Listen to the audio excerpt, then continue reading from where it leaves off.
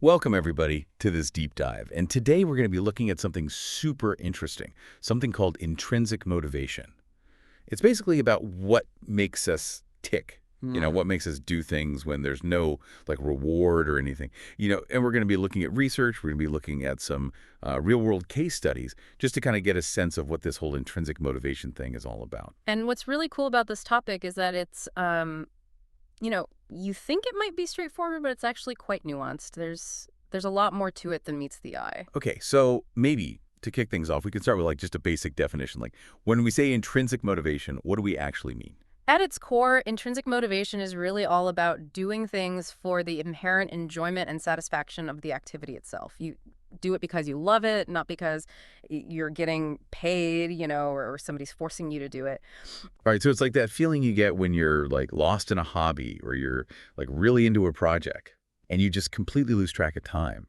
It just feels good to do it. Exactly. And one of the things that's really interesting that comes out of the research is that, it's not just the opposite of extrinsic motivation. It's not as simple as, one is on and the other is off. They actually, they interact in really complex ways. Oh, that is interesting. Huh. I guess it makes sense, though, right? Sometimes getting rewarded for something you already enjoy, maybe it actually, enhances that enjoyment. Yeah, for sure, for sure. And we're definitely going to dive into that relationship a little bit later. But before we do that, let's talk about, some of the core psychological needs that actually fuel intrinsic motivation. Yeah, let's get into that. One of the sources we have is a book by James Ruffini, and he talks about intrinsic motivation in the classroom, right? And one thing he really emphasizes is the importance of autonomy and choice for students. That makes sense, right? When you feel like you have a say in what you're learning and how you're learning it, it just makes it more engaging, right? Exactly, exactly. And what's really cool is that what Ruffini is talking about actually aligns with some of the, the bigger research on intrinsic motivation. There's this theory called self-determination theory, and it was developed by Deci and Ryan. And they say that there are three basic needs that are super important for intrinsic motivation, and they are autonomy, competence, and relatedness. Okay, so we've got autonomy, which we already touched on.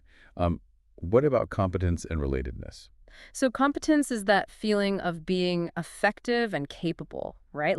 You feel like you're good at something and you're making progress. Think about how satisfying it feels when you finally learn a new skill or you solve a really challenging problem. Yeah, that aha moment. Exactly, exactly. And then we've got relatedness, which is all about that feeling of connection and belonging. Right. We're social creatures, and feeling connected to others, whether it's, through shared interests or just, feeling understood and accepted, that can really fuel our motivation too. Right. So it's not just about the task itself, but it's also about the people we're doing it with and the kind of environment we're in, I guess. Exactly. Think of it like a cake. These three needs are the ingredients, and if you get that balance right, then you've got yourself a delicious recipe for engagement and satisfaction. I love that analogy. Okay, so how does this all play out in a real setting? I know Rafiti's book is about classrooms, right? So what are some examples of how these needs can be tapped into? So he's got all these cool case studies. One of them is called Estimating Esquire. Estimating Esquire. Okay, I've got to hear more about that. Basically, it's this really clever way to make math, less scary and a lot more fun. So instead of always trying to get the right answer, students play these estimation games, and it helps them, think creatively and flex their reasoning skills. Oh, that's so cool. So it kind of takes the pressure off of being perfect. Yeah. And it just lets them, engage with the material in a more playful way. Exactly, exactly. And then another cool example is Switch Day.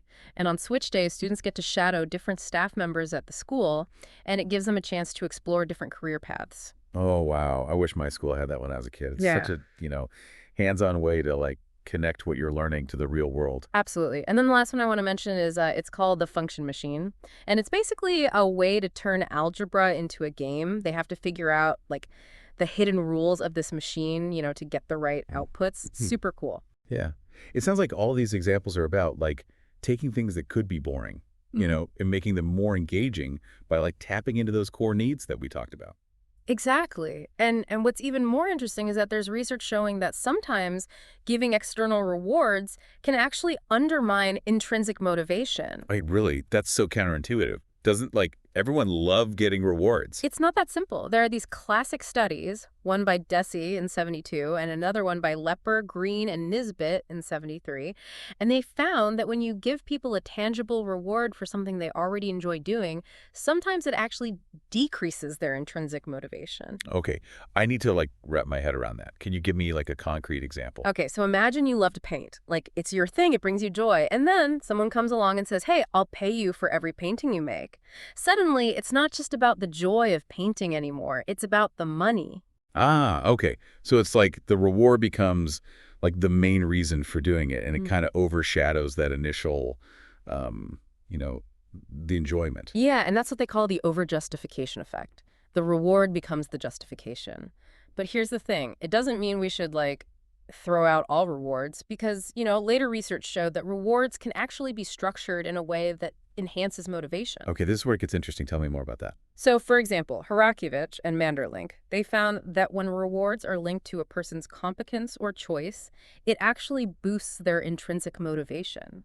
Like, think about getting positive feedback on a project. It's external, but it can make you feel good and want to keep going, right? Yeah, for sure. So it's not just about the reward itself, but it's about like how it's given and what it represents. Exactly. And that brings us to a really important point. Context matters.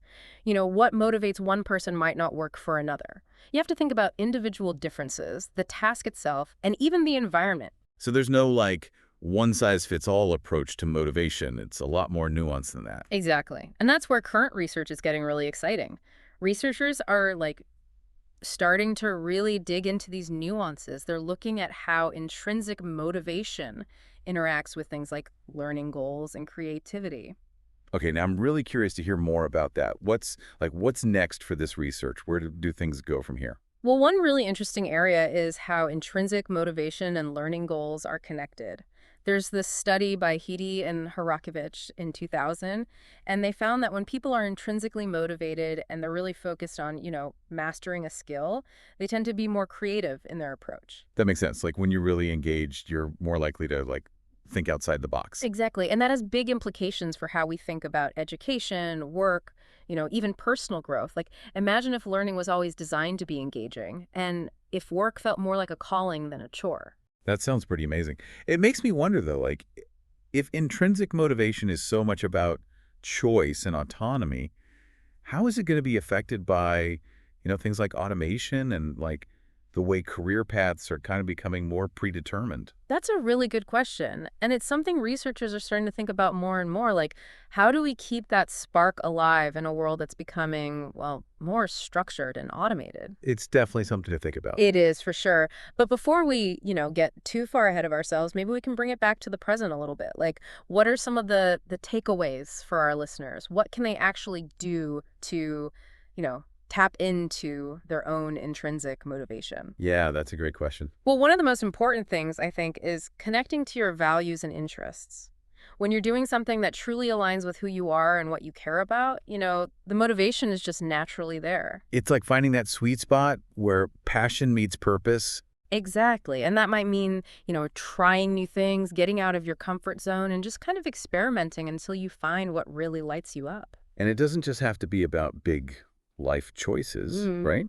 It can also be about those everyday tasks, finding ways to make even those things more engaging by adding in some autonomy, maybe a little challenge, or even just, finding some purpose in them. Absolutely. And remember, intrinsic motivation isn't like fixed. It's something that we can nurture and cultivate through our choices and our mindset. Yeah, it's about having that growth mindset, believing that we can always learn and grow and, become more motivated versions of ourselves. Now, before we move on, I want to leave you with a question, something to think about. We were talking about how automation and, those predetermined career paths might make things a little tricky for intrinsic motivation.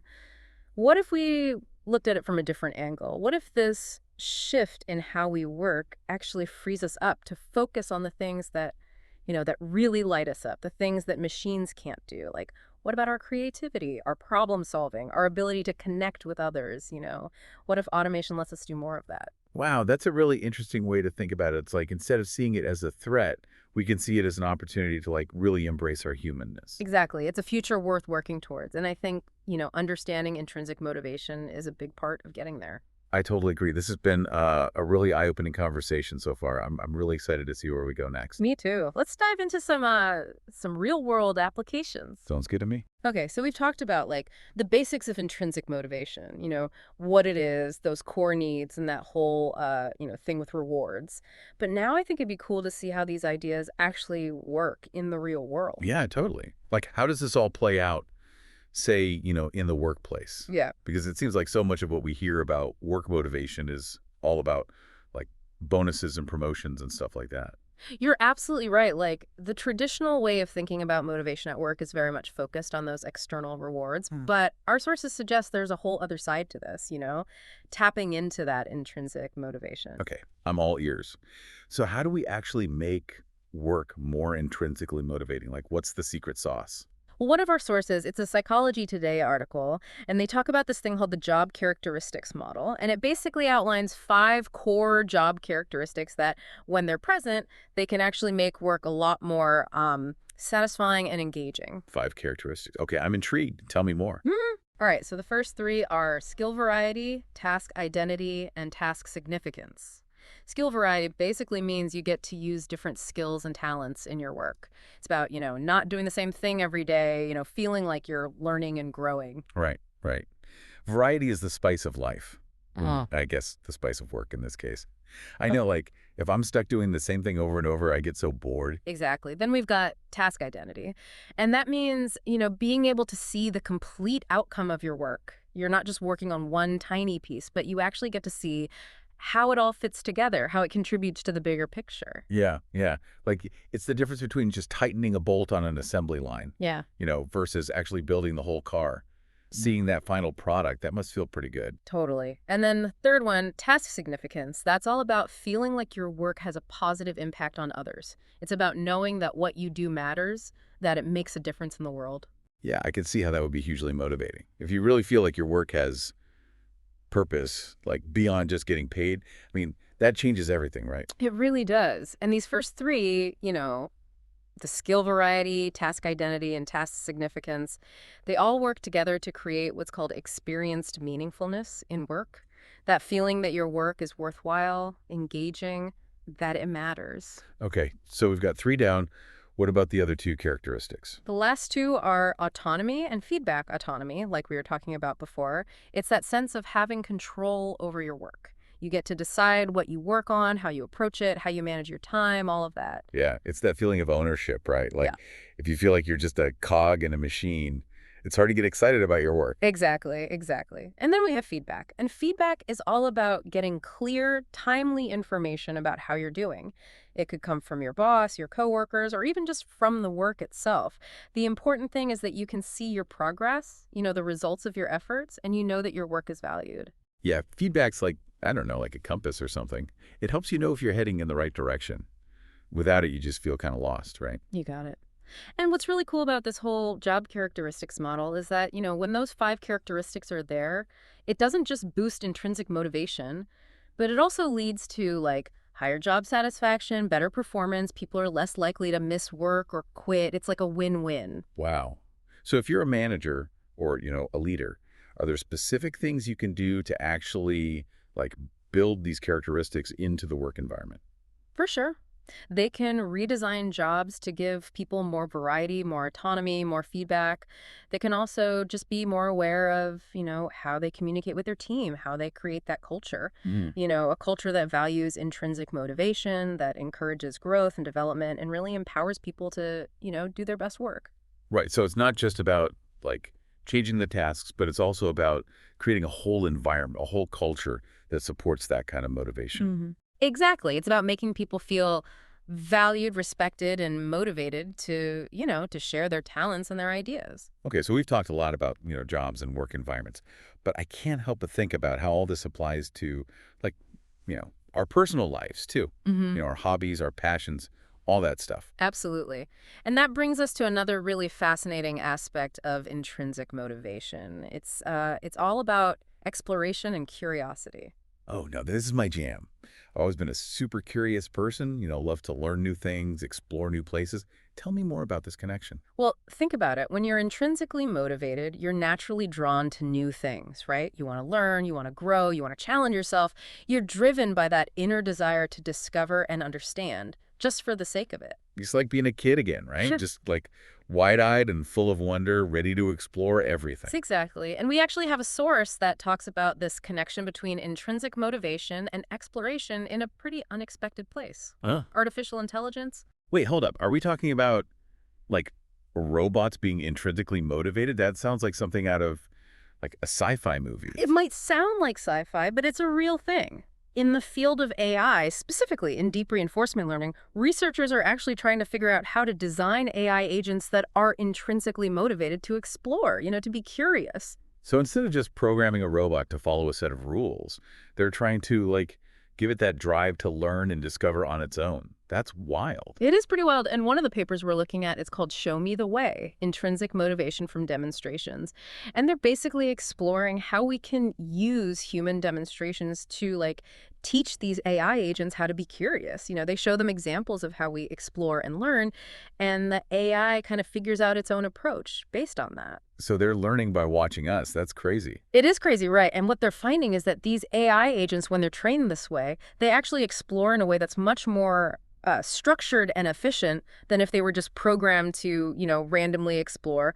That's so cool. So they're learning to be both curious and smart about it, kind of like us. Mhm. It makes you wonder, what can we learn from these robot explorers to become better learners ourselves? That's a fantastic question, and I think it speaks to the bigger picture here. If we can figure out how to nurture that curiosity, that exploration, that drive to learn and grow, not just in robots but in ourselves, I mean, think of the possibilities. Right. It's like we're all on this quest to unlock the secrets of motivation.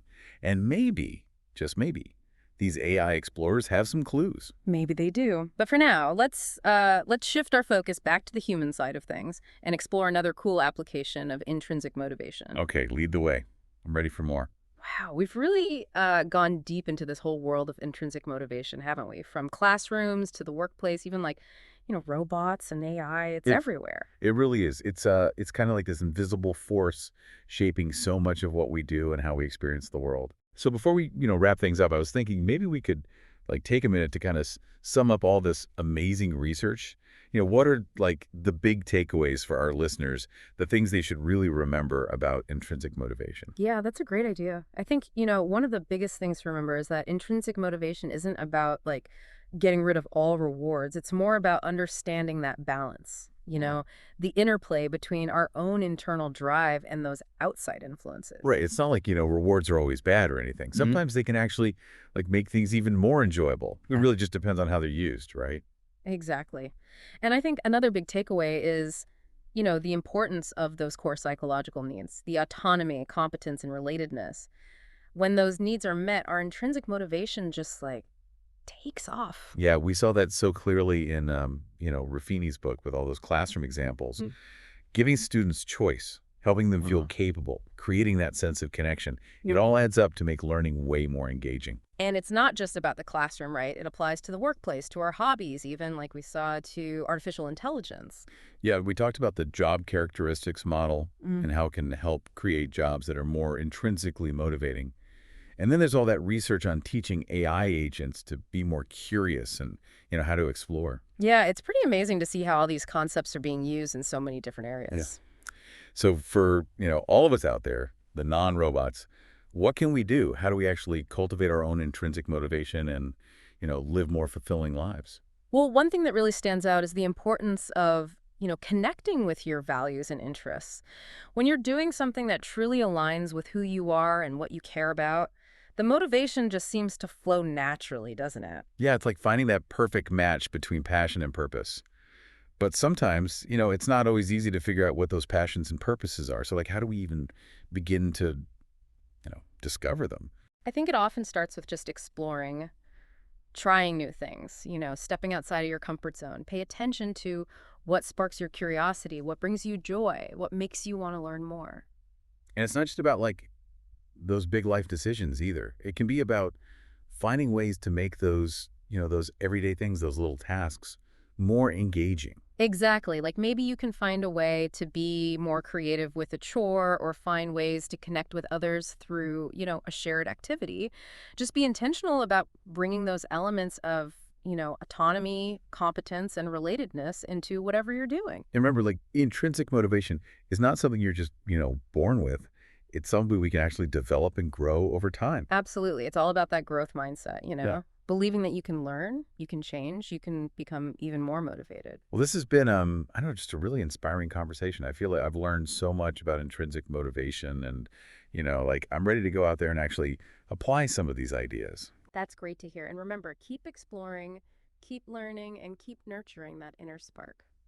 Thanks for joining us on this deep dive into the world of intrinsic motivation. I